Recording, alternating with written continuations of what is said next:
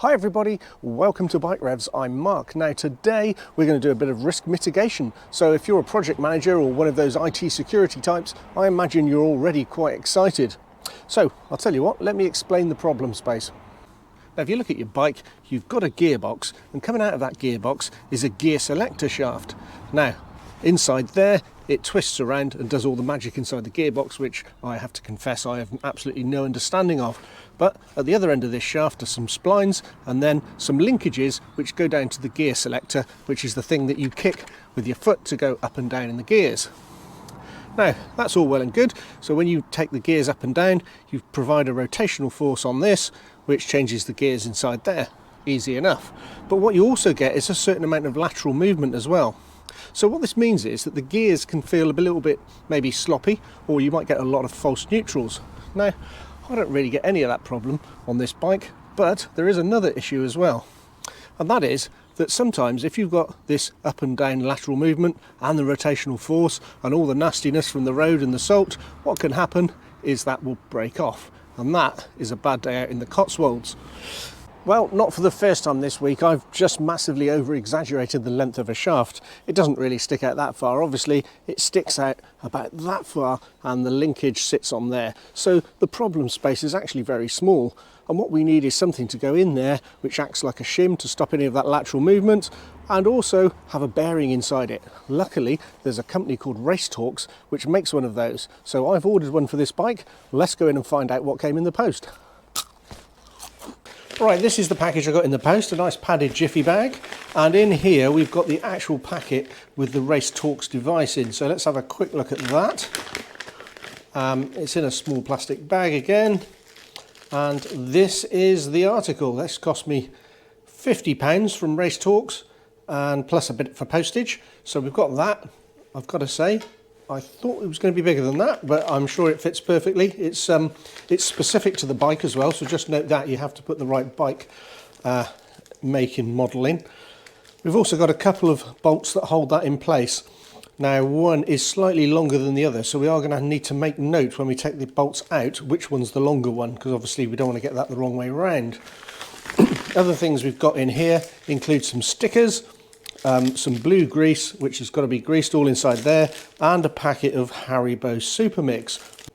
Now in terms of instructions, on here there's some QR codes that you can scan and then get to the website that are supposed to give you fitting instructions. Now this one takes you to a page which basically gives you a content list and tells you that you've got to apply grease and not a lot else. So there isn't much help with regard to how you actually fit this thing, certainly for the specifics of the bike. Luckily, there is one video on YouTube which is from a French guy who's doing it. Now, my French isn't particularly good. Well, in fact, it's non-existent. So I didn't have a clue what he was saying. But I nevertheless watched the video and I've got a rough idea what to do, but I think we're going to have to make this up as we go along. So let's go and see if we can fit this little gadget onto the bike and see if it makes a difference. Well, obviously it's raining. I mean, why wouldn't it be? So that's a great start, isn't it? Right, let's get on anyway, and we'll see how far we can get. If it starts tipping down, I'm going to have to put the bike in the garage. I've got a set of Allen keys, hex wrenches, whatever you want to call them, but we can't get into there yet. I need to remove some stuff here. So the first thing to come off is this cover. If I remember rightly, you just pull that one off. Now, that contains the Triumph Speed Triple Toolkit, which is a what looks like a Torx wrench, an Allen key in one and an Allen key there. That's pretty much it. That's all you get with that. Just note you've got these little rubber bungs that sits into. Make sure they stay in place, because I've had it before where I've tried to put that cover back on and realised that one of those had actually pushed their way out and had fallen down behind there, and that can be a real pain. So just looking at the levels of my expansion tank there, not great, but I think it'll do. Now I've got to undo a bolt there and a bolt there, and I think this will then lift out of the way. I don't think, well, that was on loose. That might need to come out, but we'll see. It certainly needs to be reseated. Okay, so we'll get that out and we'll get that out.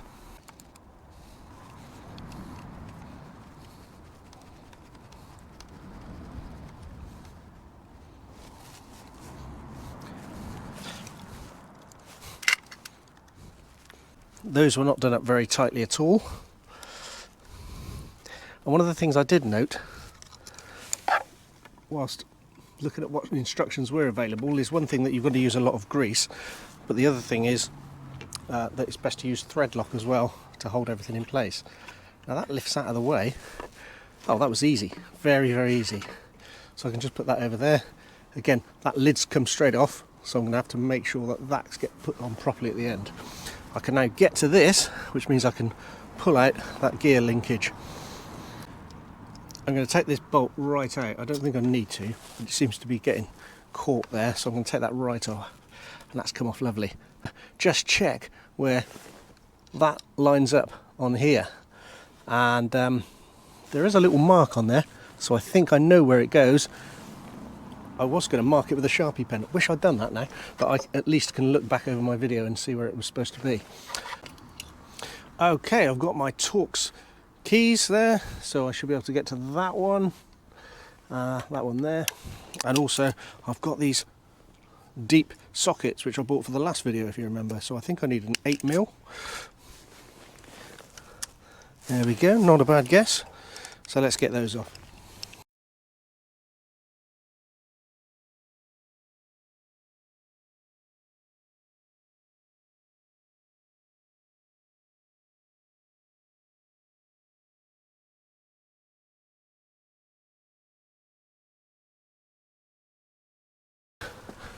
I hope you can see this, but we've taken a bolt out there and a bolt out of there because those are the things that are going to hold the RaceTorx device in place. Rather than done that one, it looks like the spring clip is now loose on all these wires. What you're supposed to do is take that spring clip out. Again, I haven't actually got any instructions, but it does say to take that out and replace it with some zip ties. So that's what I'm going to have to do. Otherwise it will foul up on where the thing's going to go. Right, I'm going to go and get some zip ties and then slip the thing onto there, and that should be good. Right, let's have a quick look just to remind ourselves under here. I've taken the bolt from there and I've taken the bolt from up there. That bolt at the top is the one that holds on the basket for these cables, and so I have now zip tied those. I've cut the zip ties off, not a big fan of that because it leaves a sharp edge, but I haven't got a proper zip tie cutter, so that will have to do. Right, I've got lots of grease on this. I've got lots of grease on there as well. I'll probably put far too much on, but rather too much than too little. I can wipe some off at the end. Have a cloth ready when you're doing this as well because it gets everywhere. Right, I'm going to put that back, well, onto there.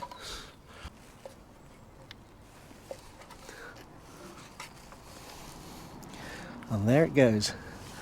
Fits perfecto. With lots of grease left over, as I suspected. That'll all get wiped up. I gave it a good clean as well, all around there. Now I need some Loctite so I can get these bolts in and they stay in.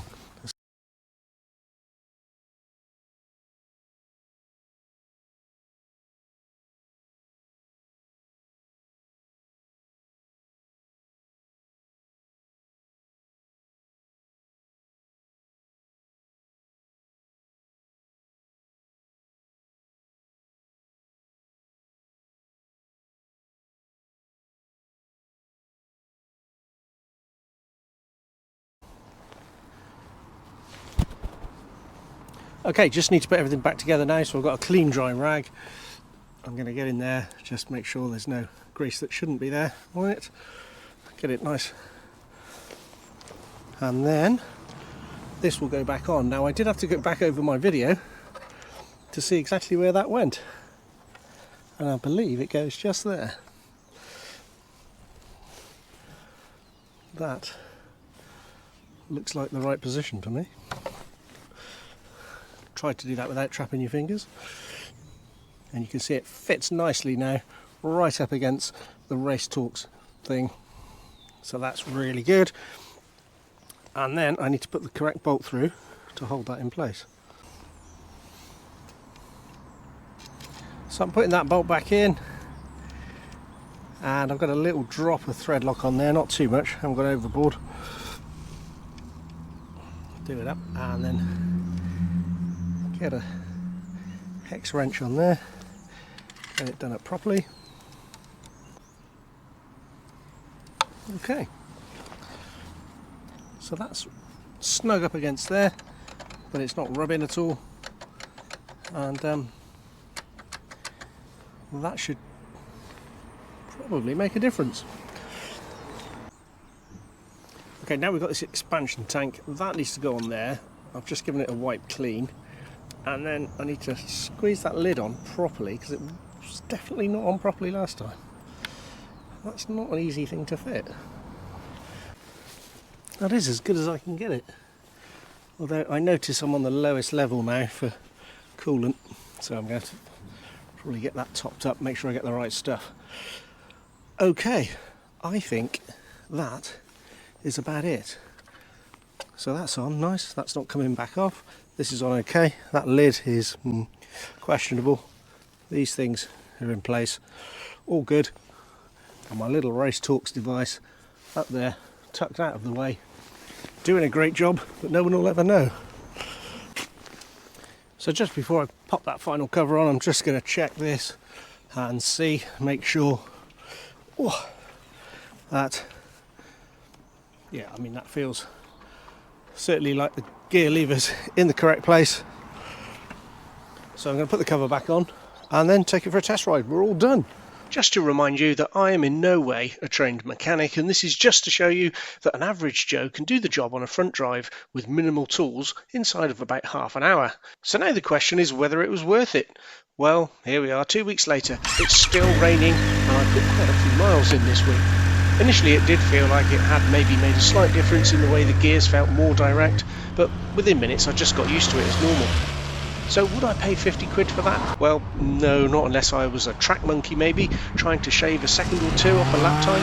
For me though, there's not really any point. However, the bit that RaceTorx don't mention is the strengthening of that gear selector shaft.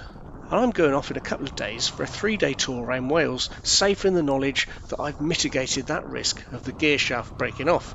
That peace of mind is well worth 50 quid of anyone's money, because it has to be better than being halfway up a Welsh mountain with only one gear. So job well done, totally worth it as far as I'm concerned.